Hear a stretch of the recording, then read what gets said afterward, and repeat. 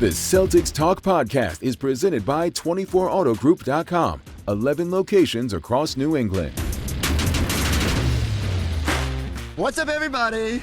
Wah, wah. Celtics Talk podcast with far less energy than when you tuned in 2 days ago. Coming to you after Game 2.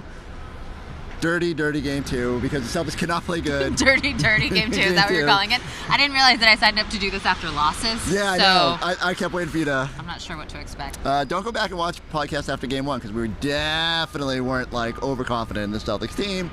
Tempered mine, for the record. I thought about that tonight. Celtics fall, Cleveland, 118-94. Abby, hold my mic for a second. I was going to say, Chris has props. I have props. Not only my notes for tonight, but I found this poster on the way up, and this is someone's representation of how the Cleveland Cavaliers shredded the Celtics. Defense. I mean, if you paid that much for playoff tickets, I'd be pretty upset I'd be pissed too. All right, let's same as the other night. What's your big takeaway before I rant forever? Ooh, I know. I saw you on postgame live. Let me cook, Giles. Let me cook. What you got? I refuse to chalk this up to just one of those games, because this is the postseason. This is a team that is not supposed to be susceptible to these lapses once again. And I was hopeful that the Celtics had learned their lesson in playing with their food in round 1. I was wrong. And here we are again. And Go ahead. Okay. No. I think you brought the necessary energy there. I appreciate that. That's going to keep me from totally losing my mind. Because everybody else, some of the desk was a little too, we've been here. It happens. No, it's maddening in the moment.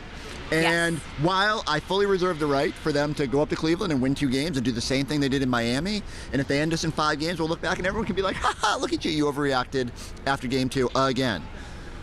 My bigger concern with this isn't necessarily in the moment, much like with Miami.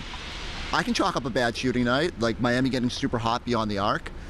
But this game, it wasn't just that they shot one of their worst 3-point field goal percentages of the year.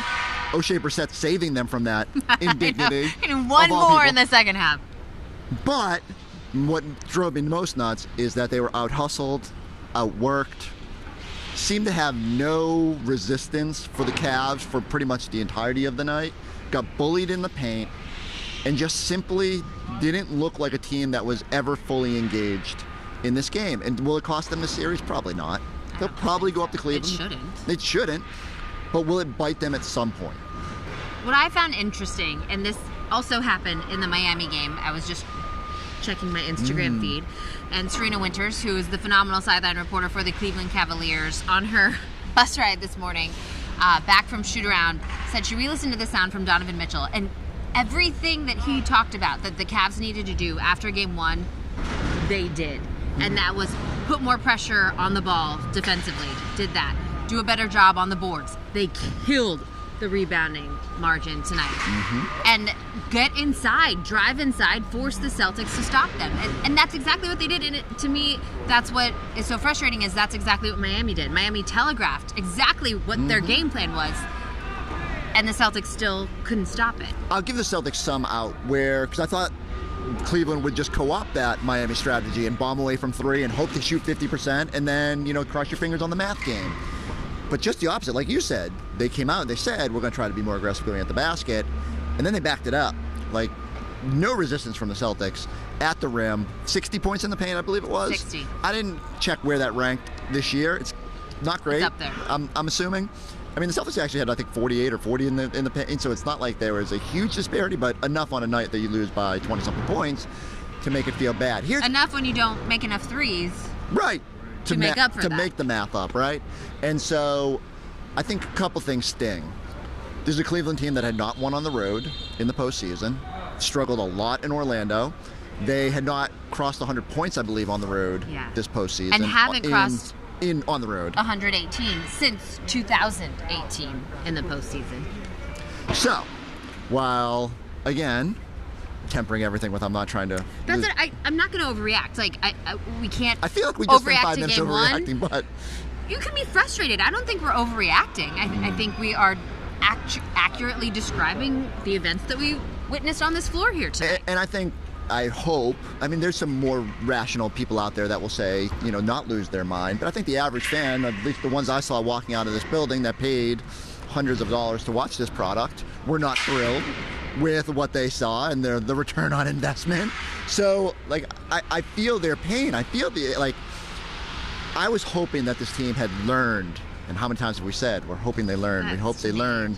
It doesn't feel like they've learned. And the one other thing that kind of gnaws at me is maybe you get away with it in this round. Maybe you got away with it last round. At some point, it's going to get you, right? Is it... I don't want to project. I don't want to start thinking about who's next, further down the road. But all I know is that up in Minnesota... They're playing hard. Anthony right Edwards now. is crotch chopping everything in sight. He's not taking a night off. I'm sorry. I can't take seriously out of the blue crotch chop. I did not see that coming. Is going nuts up there. Yeah, they are. And our stars are sort of like, I appreciate Jaylen Brown coming out afterward and saying this was unacceptable. Yeah. You were in there for Tatum while I was screaming on television. How did that go? Jayson, as always, a little more tempered and maybe that's a good ready thing. to look at the film. Absolutely. I mean, not get too high, not get too low, can't ride the roller coaster.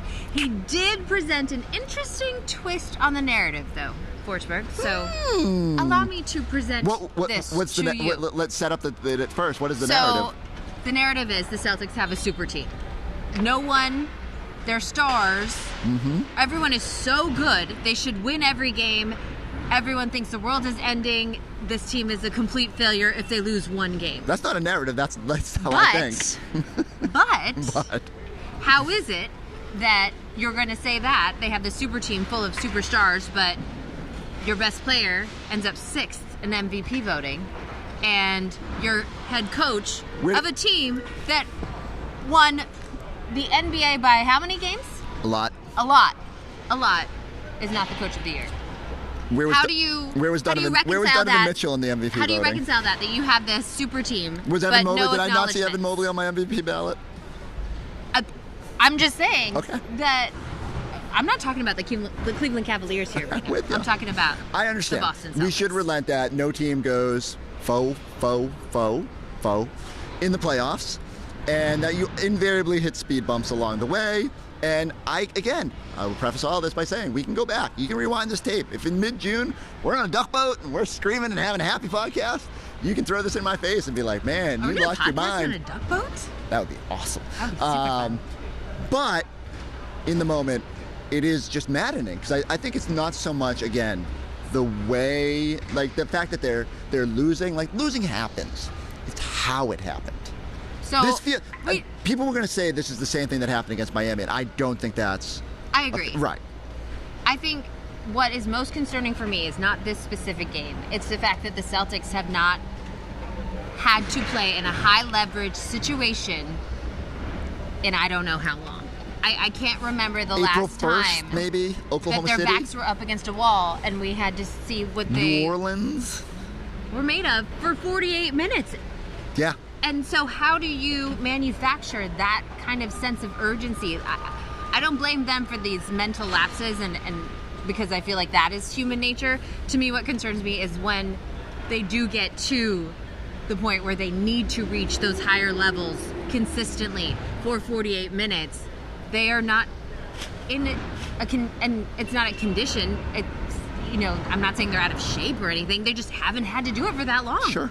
And you can't just expect them to kick right back in. It's not. That's not a switch that you can just flip. Right. There's not so much muscle memory that goes into, oh man, this has been tough. We need to figure this out. And I think there were instances in this game that they could have swung back before it was a 29-point game. Right. It's just It's the whole reason why Joe wants them to face adversity in those moments and to be able to overcome them so that you can look back on those experiences and see what you did, how you handled it. They just have not had many of those moments. Because you could argue they are a super team and ran away with the season. Well, that was full circle. Who should I be most mad at? Is because you know how Boston works. People are going to be calling into the radio tomorrow, mad, upset at Jayson Tatum. Didn't find a way to will his team. Is that fair? Unfair? The Jayson Tatum criticism? Yep. I think that I'll answer That's first. tough. I think it is fair to some degree, right? Like, I don't need him to score 40, 50 points every night. I don't even know if he'll have a game like that in this playoff run. Maybe invariably you probably need him to have one monster night where everybody else just doesn't have it going, and he's got to be able to take over. But I guess that's the where I fall on it. Like, he can score 25 points, kind of like tonight. Is that what you did tonight? But it has to be, I'm going to carry this team through a bumpy third quarter and make sure we don't fall behind by 20 points. I'm going to rescue this team from itself in those moments and carry this team in that instance. And then, maybe some other guys get going and you can pass the baton or whatever. But I just feel like that to me is a superstar. Someone who can save you when things are going bad and doesn't have to necessarily be Superman in that moment. And I think that he's proven that he is capable of that. I think that this tonight was a complete team failure. Dud. So, yes, a dud. I don't think you need to lay all of the blame at someone's feet. We are not Blame pie? Sports Talk Radio. Fair. Derek White had just the most uncharacteristically bad night ever. Drew Holiday couldn't get anything to fall. All right. I mean, when Derek White is a step slow, you know something's off. Mm-hmm. And so it was. And defensively, I did ask, that was my question in the locker room, was it the Cavs defense? And picking up higher, applying more pressure, did that affect you? Jason said no. And everyone else said I got to go look at the film. Yeah. So probably a little bit more diplomatic. Yeah, give credit to the Cavs. They played well. That's where it feels a little bit like Miami, where the intensity went up on the defensive end and the Celtics did not respond well to it. You could make a case that even Evan Mobley was more of a deterrent than maybe even Bam in those moments, which sounds weird because Bam is the Defensive Player of the Year candidate. But it did feel like the Celtics were just, whatever reason, reluctant around the basket, a step slow, just wouldn't finish the right way. I don't know why I keep doing this, but just making slow decisions, just a step behind. And in the NBA, it is. It's those little moments of hesitation, fraction, that changes the game. Kristaps Porzingis still on the sideline. Let's end on a positive note. Talk about that jacket. I know. We're so good. That jacket. I'm more mad. If anybody didn't see it, I encourage you to go check it out. Allow the people that work in the media field to tell you that there's nothing worse than a team ruining when you have like a nice outfit on. Maybe even put a tie on. All the pictures are just worthless. Yeah, I know, right? No one's watching the shows after this. I hope someone watches this podcast, even though it is depressing that the Celtics lost. Mike Zarin with his starter jacket. A lot of more fabric than Z needs. Mike Zarin, so much like he felt the need to go on Twitter and say, "Stop asking me. That is not my jacket," which clearly it's not. It would have to be like 5 sizes bigger than Mike Zarin, or longer, anyways. That jacket would be a dress on me. Do we see Kristaps in this series? No. Okay. That's all. They shouldn't need him. They shouldn't have needed him to sweep. Just saying. This team. These are the hard questions I have to ask. I don't think so either, and I don't think it changes the timeline or anything like that. No. I'm still very encouraged that everything has been optimistic. I don't think it should change the timeline. Right, and I think that's the big thing to stress here is that they shouldn't alter that based on where the series stands. But I did feel a lot more comfortable about giving him that time to get healthy when they were dominant in Game 1 than I necessarily do when they lose Game 2. But we're going to look ahead to Game 3. I think the amazing Vulcan crew. It's amazing. They're done with us. Yes, but they would like us to wrap this up. We do have one last quick segment, so I'm going to throw to the rest of our post-game show. Maybe I'm getting mad on there too, and then we'll be back to talk about Game 3. Look no further than the award-winning 24 Auto Group. With over 2,600 vehicles in stock, the brands you love, backed by the savings and service you can count on. Visit today or shop online at 24autogroup.com. Starting the first half with all of a sudden the Cleveland Cavaliers getting points in the paint, getting anything they wanted offensively, and our decision to not guard them. Then it carried over into the third where they were bombing threes and we couldn't make a shot. That's where it started in the first half. What happened in the third quarter, Eddie? Well, I like your aggressiveness. I wish they would have had a little bit of that on the defensive end. Really what happened was that we just didn't guard. And we just got complacent on the offensive defensive end. What we did was we tried to match up Hunt.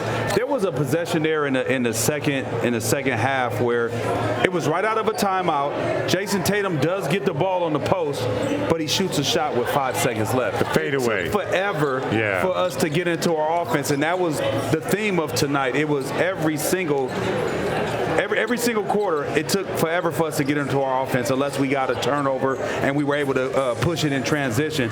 But I just didn't like our defense. I didn't like our effort. I didn't like our mindset. I didn't like the way that we came out and attacked this game. Cleveland looked like a desperate team, and we looked like a team that was just trying to, hey, man, we just getting through the motion. We were not connected defensively. If a guy would drive and a guy would help, the helper wouldn't be there.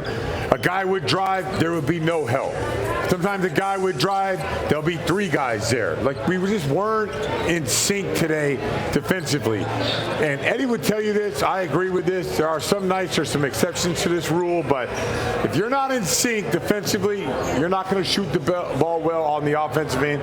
A lot of things aren't going to flow well offensively either. The only thing that can happen is that your superstar will bail you out. If you play like that, point. And, our superstar didn't bail us out, and we shouldn't be looking for our superstar to bail us out. We should be going out there, kicking down the door, making sure that we are connected defensively. Offensively, we're getting into our offense fast. We're not matchup hunting.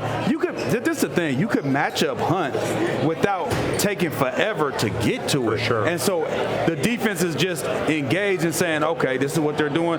We're going to take these gaps away. No, you could get some movement and find that matchup off of other movement. You don't have to just stand in the corner or stand on the wing. Like, exchange underneath. We're talking strategy. No, be honest, there was no heart today. There was no. They didn't play hard enough in my book. There's nothing. They were just playing versus trying to win. Like, there's winning basketball. Your back is against the wall. I didn't see much of that today. No force. It looked no force, no purpose. There you go. Now you have your answer. Thank you. Well, I guess I can ask you then too, because as we're coming on, talked about it looking a lot like Game 2 of that Miami series, right? So the Celtics go out, they dominate Game 1 against Miami, they dominate Game 1 here against Cleveland, then Game 2 at home. It looks completely different. One thing I would say is I'm not mad at them anymore because I know they're going to turn it around. But I am frustrated that we had to kind of go down this road again. And if you mess around with a game and you don't have great habits moving forward against a really good team, it can come back to bite you. Yeah, I just don't like the lack of effort. I feel like, or attention to detail as far as getting into your offense fast enough, making sure that you're in the right spots. Nobody's getting straight line driven, and then we're over helping, and then when you do help, the help that's supposed to help the helper is not there. All of those little small things, death by 1,000 cuts, and you got to give Cleveland a whole lot of credit. Probably thought that, hey, we're just trying to get into a 3-point shooting match. They didn't. I don't know how many they shot. I think it was somewhere around 25. They shot close to 50%. They were 13 of 28. Yeah, 13 for 28. So, yeah, they were close to 50%. And that's all because you're getting cracked off the dribble. That's the part that I said, the key to the defense was, you got to have if they're going to take a lot of threes, contested threes. I'm cool with that. And if they make them, you tip your cap. But you can't have them getting open threes because they're cracking us off the dribble. Now they're getting open threes. And then before you know it now, we're over helping for the 3, and they're getting easy layups and easy dunks. And to me, that's just a recipe for disaster. And that's what we've seen tonight. If you're a Celtics fan, this was a total disaster. And to me, what's also worst about looking at this whole thing is we came out, we got off to a great start. We forced them to call 2 timeouts. We had them against the ropes, and then we just let go of the rope at that point. I don't understand the attention to details with these guys. Like, if they think it's going to be easy, playoffs are hard. Teams are going to play like this is like their life is on the line. And we had it in the first quarter, the very start of the game, and then just went away from it and never got this game under control. Celtics jumped out to a 14-5 lead in the first half. When that game was tied at half, we talked a lot about the points in the paint, and Cleveland just beating guys off the dribble, and it felt like we still saw more of that in the second half. Yeah, and Donovan Mitchell had a hell of a game. We couldn't do nothing with him. He got wherever he wanted to go. Like, look, you saw that clip right there. No help. There is no help. No help. And then you get beat in transition. There's no talk. Hey, I got ball. You drop it, protect the basket. I mean, things happen, but this late in the game, and I'm not pushing the panic button by any means, but it is frustrating and disappointing to see us come out and play with this level of effort, because I feel like we got outworked. I'm just going to say it. I feel like Cleveland outworked us in every situation. And on top of that, you got to look at the coaching staff as well. And I have not said this, and this is not bashing anybody, but, it happens some nights. And tonight was one of those nights to where the Cleveland Cavaliers outworked, outplayed, and the Cleveland Cavaliers coaching staff outcoached our coaching staff. Yeah, we had no sense of urgency. We always thought we were just going to eventually make threes and win this game, and that wasn't the case. What was our counters? Like, besides, we seen what wasn't working. Well, what he's going to say is, I'm asking you. He's saying. No. I'm asking you, what was the counters? We got a lot of open shots. We got to knock them down. We can't let our offense affect our defense. That's a duh. What was our counter though to what they were doing? I mean, but the only counter, when your team doesn't play hard, Eddie, there's no counter to that. There's no counter to, guys, we got to play hard. That's the counter. Guys, we got to get into the ball. Guys, we got to, play with more activity. Chris Forsberg joining us now, Chris. I don't know. You don't seem as fired up. No. Let him go.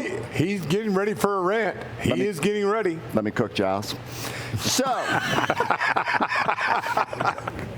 I will preface this rant by noting that I came on here after Game 2 against Miami, lost my mind, and it was all for naught, right? Celtics rebounded, went on the road, played great, closed out that series. All right, I thought they learned. Thought they were ready to turn a corner. Thought maybe they had a little bit of that killer instinct. Then I watched tonight. Scal. On my rant, your rant. I've already ranted. So, I just keep waiting for this team to learn, and they keep telling me that they haven't learned. Now, is it the end of the world?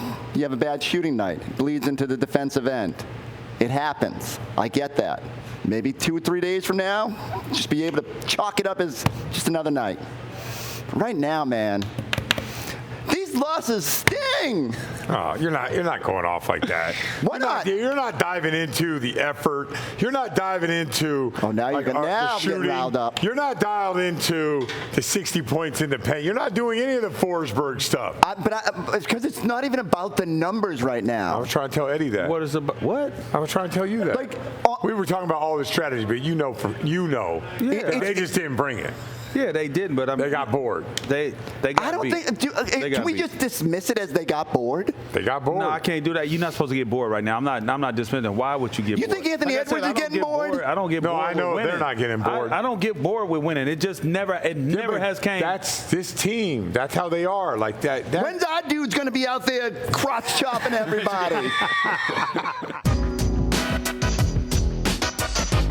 Jaylen, from your standpoint, was that more a lack of execution or more a lack of effort?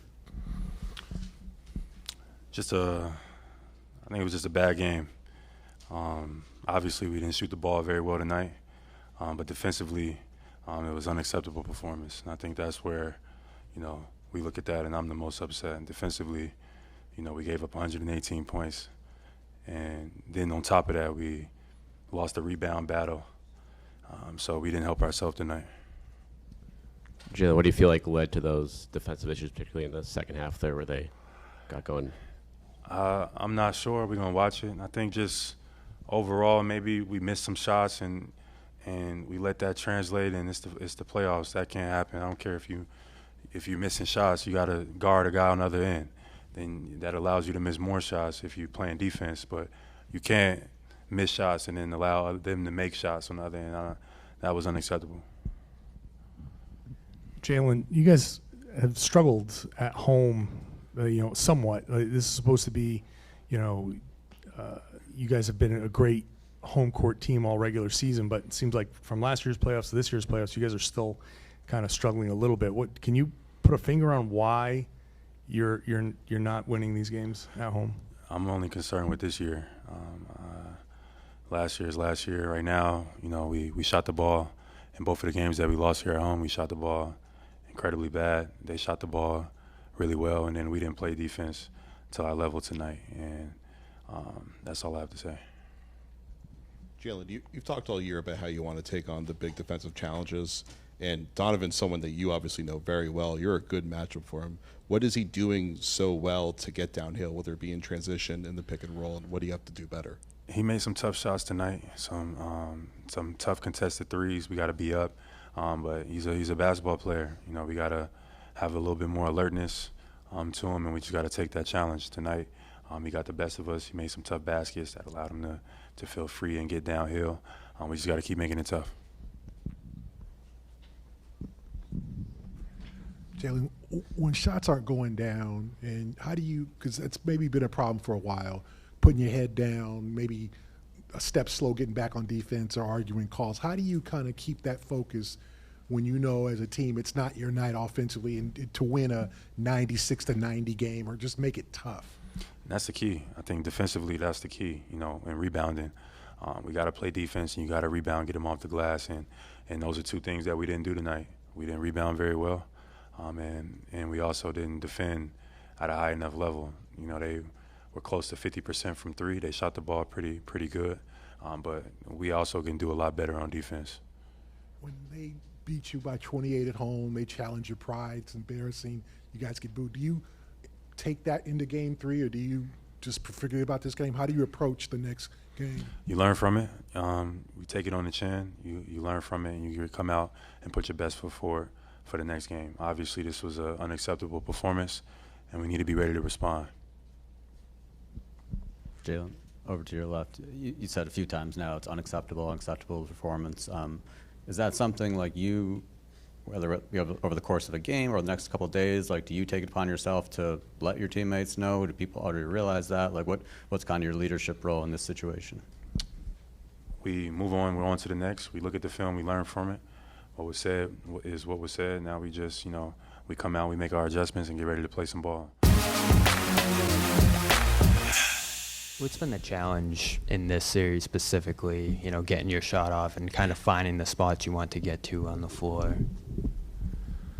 The challenge, I wouldn't necessarily say it's a challenge. I obviously wish I would make more shots, but been in the league long enough that sometimes you just don't make them. You just got to still continue to take the right shots.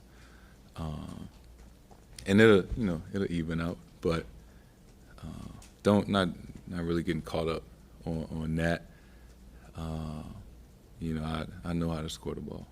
I was going to ask how you're kind of processing that, especially, you know, on the whole in the postseason, some of the shooting struggles you're going through, and is anything kind of limiting you physically at all? No. It's as simple as, you know, sometimes you don't shoot the ball as well as you would like, but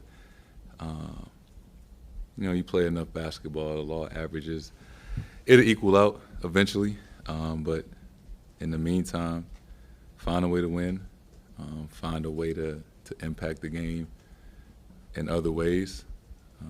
Scoring is, kind of like the least of my worries. Yeah, Jayson, along those lines, defensively, what broke down and how were they able to get inside? They shot the ball a lot better today than they did last game. Some of our, communication was a little off in that second half, something we got to be better at. Limit them to one shot. And they hit some tough shots. It's part of it there. Good basketball team, good players. They're going to make some shots. Do you feel like it was their defense that took you guys out of your offense? Was it execution? I don't think so. I think our spacing, right, we didn't have the right spacing enough on enough possessions. I think when we did attack the rim collectively as a group, we could have it's a lot of kick-out opportunities we missed, and then 41% from the field and 22% from the three. We just didn't make shots. So make it mislead. when you're making those reads, those rim reads, I mean, is it a matter of like you see a matchup in front of you? Do you get maybe too focused on the matchup where you're not seeing those kickouts, or like what's going on there when you talk about the spacing and missing those reads, missing those kickouts? I think comes back to communication, right? We have a matchup that we like. It's on all of us to get to the right spacing where we're supposed to be, and we know exactly where we're supposed to be. And it's not necessarily. I'm not really watching the defender in front of me, right? I'm seeing who's helping, who's going to come meet me at the rim. So I'm always reading the defenders behind the guy that's guarding me. And do the misses kind of like bleed over into the other end? Like you just read off the numbers, but you were, I think, 11% from three in the second half where they started to pull away. Did those misses kind of like lead to more miscommunications on the other end where they're able to pile up runs? I think in the aspect of it's easier to play when you don't have to take the ball out. So we're not hitting shots. They getting the ball out and running in transition.